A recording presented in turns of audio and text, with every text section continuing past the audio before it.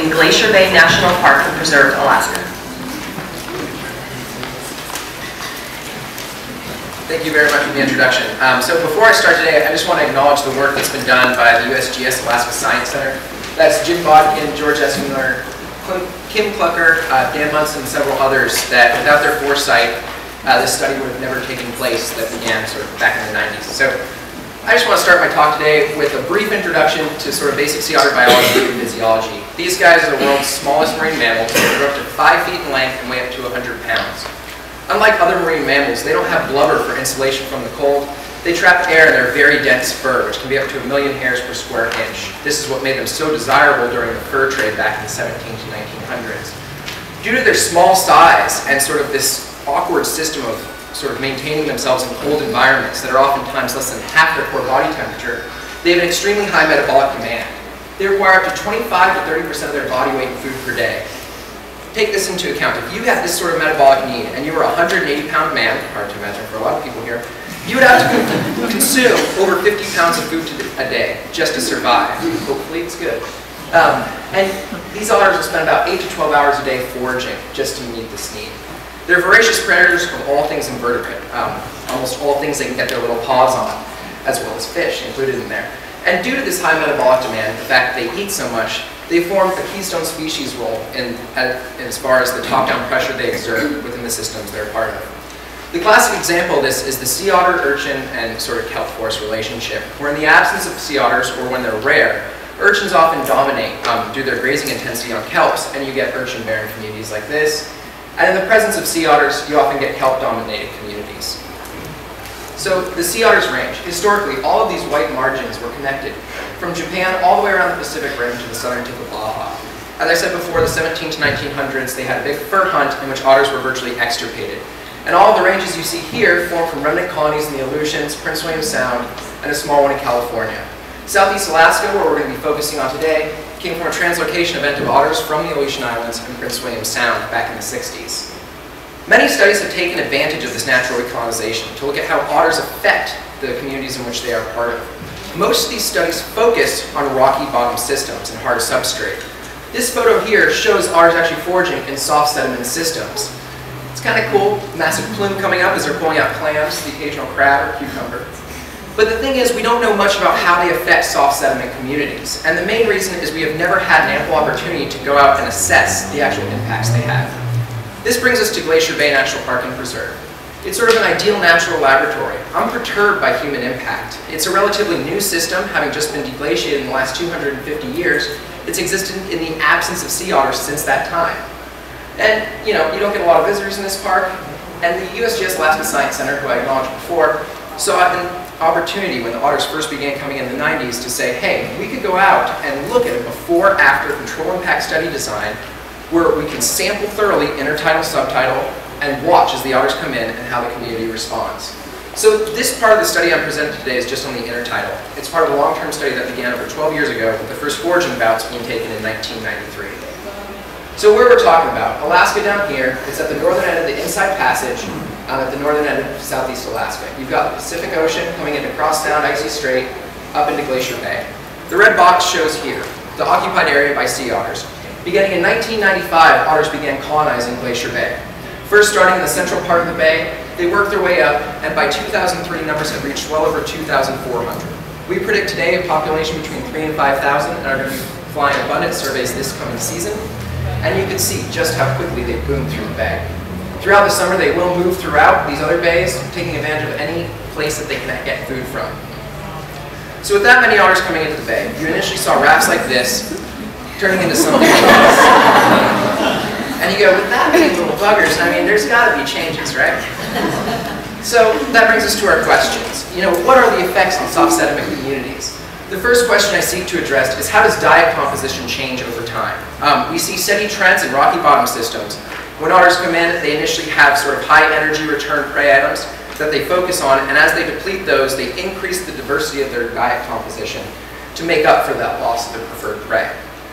We also estimate this in forms of energy recovery, that as they reduce the amount of resources available in the system, they'll require less energy per foraging bout, and we'll go into that in a minute. The second question is then, what are the changes to intertidal clam community structure? If they're removing so many clams from the system, the intertidal is a fairly easy spot for them to forage in. So we'd expect to see changes there, such as reduction in size distribution, abundance, and overall biomass, and possibly changes to the species diversity that we're talking about. This just shows a pit dug by an otter that was foraging. This was taken at low tide, and he was there with about 5 feet of water or so. So how we collect foraging observations. We use a standardized method that's been used since the 70s, using telescopes. We watch the otters here, through the telescope here, and we can get an idea of what they're eating, identifying it to species if possible, as well as about the size of the prey. Sometimes they'll bring up basket stars.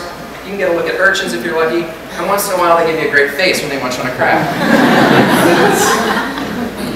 And so I broke down all of our observed foraging locations within Glacier Bay into 3 distinct areas. The lower section here, the middle, and the upper. This timeline shows you from about 1988, when they first reached the mouth of Glacier Bay, to when they first sort of colonized the bay fully, 93 to 95, and they didn't reach the upper portion until about 2000 to 2002. This summer in 2010, we recently saw one small colony up here off Drake Island, but beyond that, they have not gone into the upper portion of the bay.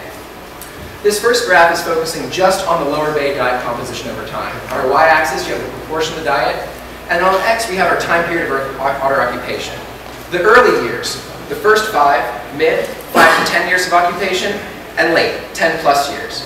As you can see here, in the early years, they first depended more heavily on clams and urchins, with mussels and crabs being a significant part of the diet. And over time, they began to diversify their composition, and by the late 10 plus years, they heavily relied on snails, other stars, and the other category, which includes cucumbers, innkeeper worms, and even the occasional flatfish. Now we expand this out, and you get to look at the lower, middle, and upper portions of Glacier Bay. You see a similar trend occurring in the middle portion of the bay here, as you do in the lower, where they're more dependent early years, and then they diversify in later years. The upper part of the bay, however, displays no trend. We theorize that this could be because the otters have not been there as long to make such a significant impact, or that just the geography of the area, it's very deep, and there's only about 4 or 5 distinct locations in which they can forage. Whereas the lower and middle portions of Glacier Bay, they can forage throughout the entire area, which is only about 400 feet in depth. Now we're talking about energy recovery, as I mentioned before. So what you're looking at here on your y-axis is the rate of energy gain over time. So that's in kcal per minute. How much energy are they getting for every minute that they're spending going down there and digging up clams, grabbing a crab or urchin? And then our time period on the x-axis again. In the first 5 years, 5 to 10, and 10 plus years. Our series correspond to the lower, middle, and upper sections of the bay, as mentioned before. And what you see initially is their kcal return is right around 20 kcal initially, and at the end, it drops down about 8 to 10. Now what this means, in resource unlimited systems, we see that when otters first arrive, they're generally gaining 20 to 24 kcal per minute. And over time, as they approach carrying capacity and they become resource limited, it'll range between 6 to 8 kcal per minute. This was seen in the Commander Islands in Russia, in the Aleutians, as well as here in California as otters began recolonizing. So just how much of an impact can one sea otter have? This calculation shows the biomass for Saxodontis giganteus, a butter clam that, if you guys have ever had clams, these guys are pretty tasty. And they'll forage about 8 hours a day, that's 60 minutes in an hour, 365 days a year because they don't get holidays. So that's 1.16 tons of Saxodontis per year. And you're like, that's quite a bit for one otter. Well, all his buddies might like them as well. So if we estimate that 43% of the population is consuming these clams, and you get 2,381 otters eating them, that's a little over 1,100 tons, 22,867,633 clams. And that's just in 2003. Very happy otters, not happy clams. So, to see if this has an effect on the intertidal, we go out to our sites. This map is showing you all of our intertidal sites that were initially sampled 1998 to 2000. There were 60 total, 43 of which were resampled again in 2010, as denoted by these yellow stars. We have a blue dashed line here breaking between our treatment sites and our controlled sites, in our area occupied by sea otters and never occupied by sea otters. While they do make brief excursions in the upper bay, we qualify them colonizing that area as moms with pup being there year-round, and we have not yet seen that on aerial distribution surveys. So digging deeper. When we arrive at a site, it can sometimes look like this, otter cracked shells all over the beach. We use GPS points, and we arrive just before the zero tide mark. We let out a 200-meter transect tape and dig 10 quads, a half meter by half meter, 25 centimeters deep. All sediment is extracted and sieved through 10mm mesh, and sometimes you'll find clams and you'll be happy. Other times you have to dig your buddy out, and they are not so happy. She's right here.